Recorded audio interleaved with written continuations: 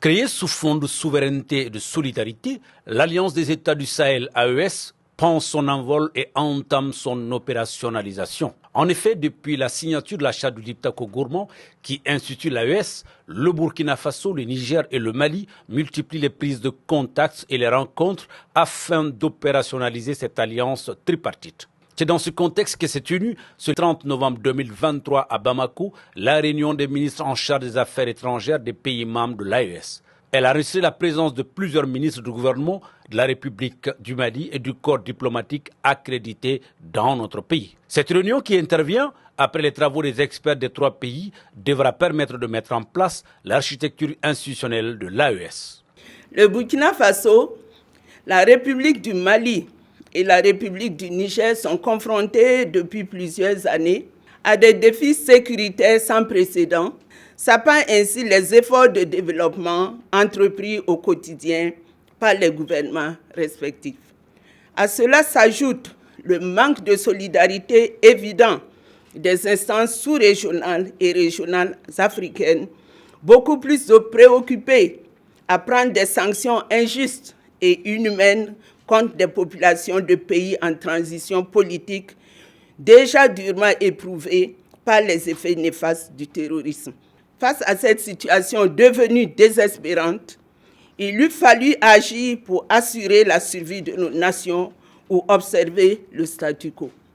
À cette alliance, les chefs d'État maliens, burkinabés et nigériens ont posé un acte historique fondateur qui permet aux trois pays de mutualiser désormais leurs forces dans la lutte contre le terrorisme sur leurs territoires respectifs.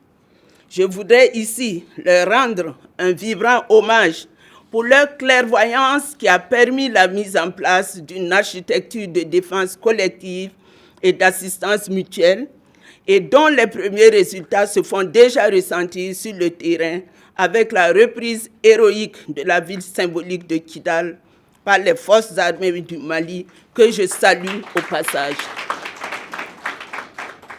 Il est attendu de ces échanges que les pays tracent la voie de leur destin commun. L'Alliance des États du Sahel entend donc éviter les erreurs du passé qui ont pu alourdir certaines organisations sous-régionales. L'Alliance des États du Sahel est une alliance de survie. Nous l'avons voulu, nous l'avons conçu pour que plus jamais on nous impose des dirigeants à la solde, pour que plus jamais on nous impose des systèmes de prédation de nos ressources, pour que plus jamais nos pays ne servent de base arrière pour déstabiliser les voisins. S'agissant de l'architecture de notre institution, faisons-la simple. Les choses simples sont les plus efficaces. L'espoir que suscite l'AES va bien au-delà des peuples du Sahel. L'Afrique tout entière a les yeux rivés sur cette nouvelle dynamique de coopération stratégique basée sur les principes de la souveraineté, d'intégration et de solidarité agissante. L'AES qui a débuté par une architecture de défense collective, c'est-à-dire le volet défense et sécurité, a élargi son champ d'action sous la vision éclairée des trois chefs d'État. Notre alliance ne se limite plus à la défense et à la sécurité. Nous aspirons, entre autres, à faire de l'Alliance des États du Sahel un espace où l'indépendance et le développement économique, dans toutes ses composantes, j'allais dire la prospérité, sont solidement ancrés. Il nous faudra beaucoup de pragmatisme. Il nous faut aussi innover. Il nous faut surtout mettre en place des mécanismes qui sont à la hauteur de nos ambitions, certainement, mais qui sont surtout à la hauteur de nos moyens. Donc il nous faut mettre en place quelque chose que nous pouvons nous-mêmes financer, c'est essentiel. Il est maintenant derrière nous le temps où les décisions de nos États étaient prises en fonction des intérêts ou même des humeurs des autres.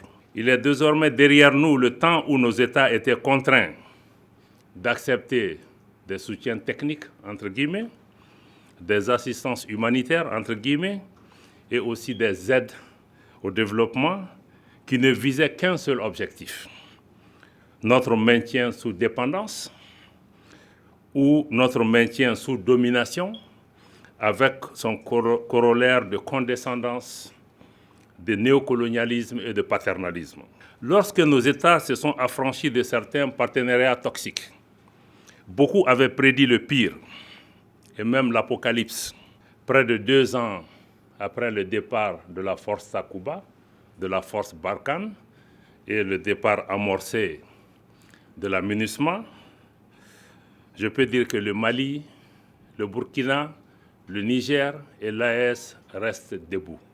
Ce n'est certainement pas le fait d'un heureux hasard si les vaillantes forces armées maliennes ont repris le contrôle de la région et de la ville de Kidal, réussissant ainsi une prouesse que 10 ans de présence internationale n'ont pas permis de faire. J'en profite pour saluer à nouveau l'engagement sans faille des forces armées maliennes dans leur mission régalienne de sécuriser les populations et les biens et restaurer la présence de l'autorité de l'État sur toute l'étendue du territoire national. Je réitère également notre gratitude aux autorités du Burkina Faso et du Niger qui ont spontanément et instantanément exprimé publiquement leur présence aux côtés du Mali dans nos efforts de restauration de notre souveraineté. Je remercie aussi la Fédération de Russie qui a eu le courage d'afficher officiellement son soutien au Mali en cette étape décisive de la vie de notre nation.